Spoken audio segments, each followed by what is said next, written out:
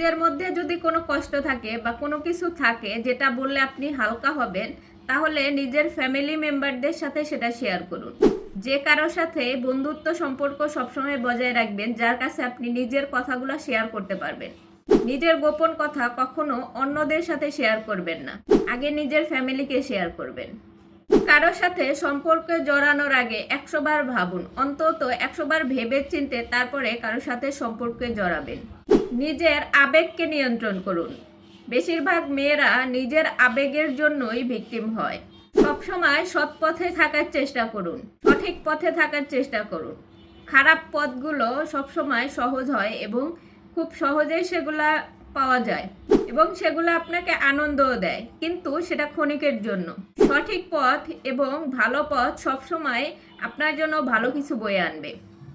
সঠিক পথ আপনাকে নিরাপত্তা দেবে, যে কোনো অবস্থাতেই হোক।